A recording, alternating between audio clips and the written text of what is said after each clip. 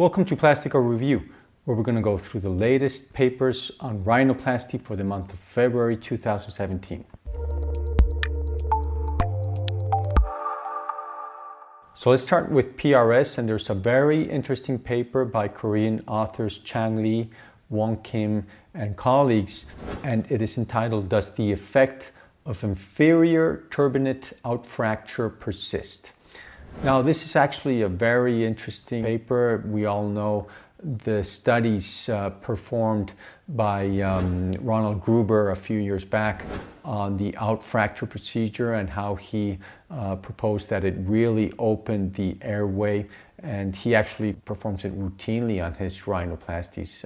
Now, the interesting thing about this paper is that although they conclude that this outfracture does persist after 6 months, there is a hypertrophy of the mucosa, so they advocate as the optimal procedure to perform an outfracture with mucosal resection to be able to obtain long-lasting results of the turbinate surgery. Now, I think the most interesting paper on rhinoplasty this month, and I'm sure it will become probably a landmark paper, is this outstanding publication in ASJ by Aaron Cousins and Obagi regarding the difficult soft tissue envelope in facial and rhinoplasty surgery.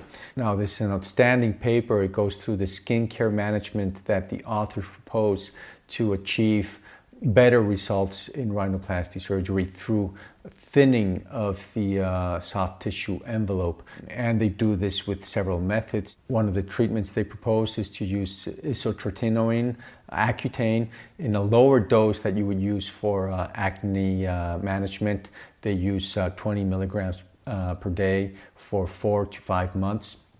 And they show some impressive ultrasound images showing the increase in thickness on the skin of the nose and the subcutaneous tissue. So it's definitely an effective treatment. You know, the use of Accutane to improve the results of rhinoplasty in thick-skinned patients.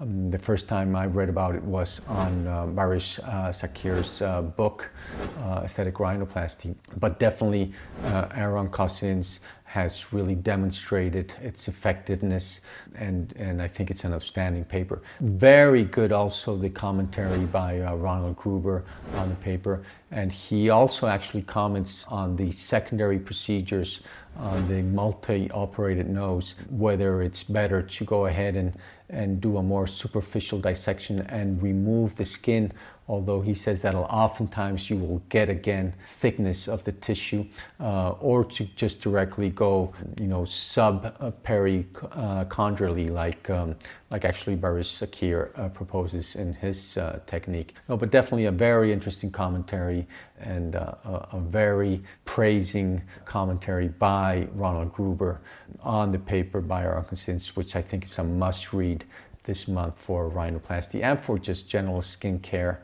and skin management. And again, so I think that's all for this month on rhinoplasty, and I hope to see you next month on PlasticaReview, where we'll go over the latest advancements or the latest papers on rhinoplasty surgery. Thank you very much.